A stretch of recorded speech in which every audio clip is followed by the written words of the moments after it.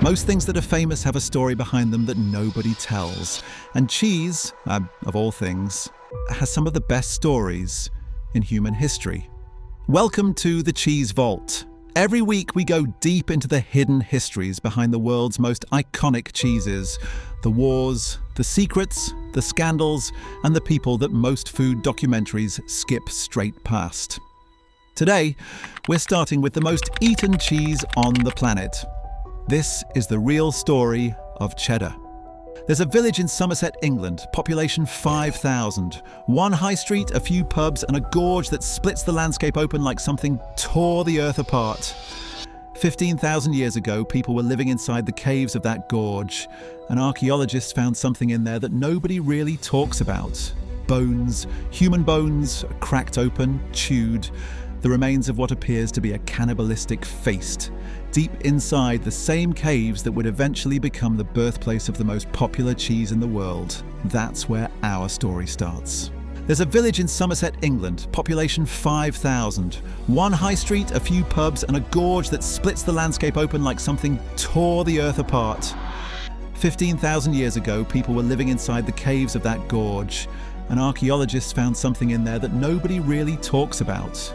Bones, human bones, cracked open, chewed, the remains of what appears to be a cannibalistic feast, deep inside the same caves that would eventually become the birthplace of the most popular cheese in the world. That's where our story starts.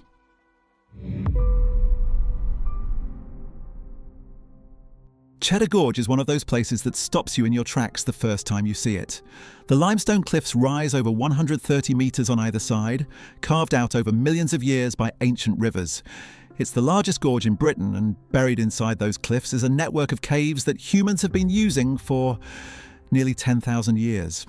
In 1903, workmen discovered a skeleton deep inside one of those caves, a near-complete human skeleton, roughly 10,000 years old, the oldest skeleton ever found in Britain. He became known as Cheddar Man. But here's what most people don't realise about those caves. The temperature inside stays at almost exactly 11 degrees Celsius all year round. Constant humidity, still air. Before refrigerators, before preservatives, before any modern food science. These caves were nature's larder, and whoever first figured out you could store milk in there was about to change the world.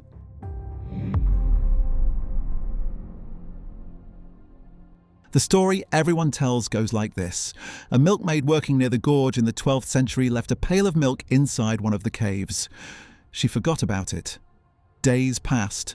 When she came back, the milk had solidified into something firm, sharp, and unlike anything she'd tasted before, she'd accidentally made cheese. It's a brilliant story, the kind you want to be true, but the reality is more interesting than a forgetful milkmaid.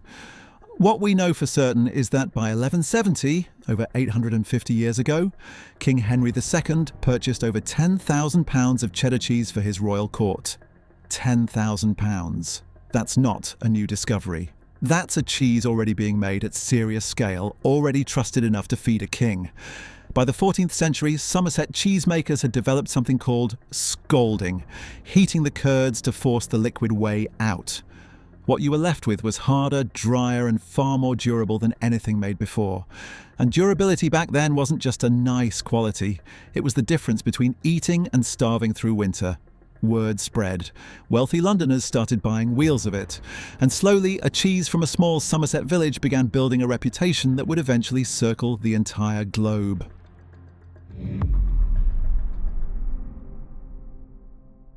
In 1840, Queen Victoria got married, and the farmers of Somerset marked the occasion in the most Somerset way imaginable. They pooled the milk from over 750 cows and made her a single wedding gift, a wheel of cheddar cheese weighing over 1,000 pounds, half a ton, for the Queen of England. She was apparently delighted, but cheddar was still being made the old way, by hand, in small dairies, with methods passed down through families who guarded their recipes closely. Then came Joseph Harding, a farmer's son from Somerset who looked at cheesemaking and saw something everyone else missed: inconsistency, inefficiency, and an enormous opportunity. Harding standardized the entire process: machinery, hygiene, precise temperatures. And in doing so, he turned cheddar from a regional product into something that could be made reliably anywhere on Earth. He became known as the father of cheddar. But his most consequential decision wasn't technical. He gave his methods away freely, no trademark, no legal protection. He trained American cheesemakers, sent his sons to Australia and New Zealand, his wife to Scotland. He gave cheddar to the world, and the world ran with it. Within decades, the name belonged to everyone. Any cheesemaker anywhere could call their product cheddar, and there was nothing the village of Somerset could do about it.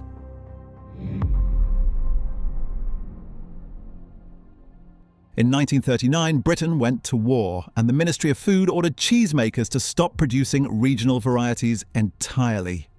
From now on, there would be one cheese, government cheddar, a standardized block designed for nutrition, not flavor. The small dairies in Cheddar Village were shut down. The older cheesemakers retired. The younger ones never learned. Centuries of knowledge quietly disappeared. By the time rationing ended in 1954, authentic cave-matured cheddar had almost ceased to exist. Almost. In 2003, the Cheddar Gorge Cheese Company was formed with one mission: bring real cheddar back. And for the first time in over 50 years, they carried their wheels of cheese back into Gough's Cave, back into the same limestone chambers where it all began, and left them there to age. Today, cheddar is the most consumed cheese on the planet. Most of it comes in plastic-wrapped blocks that bear almost no resemblance to what was first made in Somerset.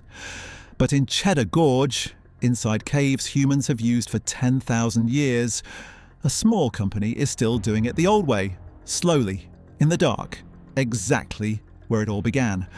The world took cheddar and turned it into a commodity, but the original, that's still down there aging in the stone, waiting. If you found that fascinating, subscribe.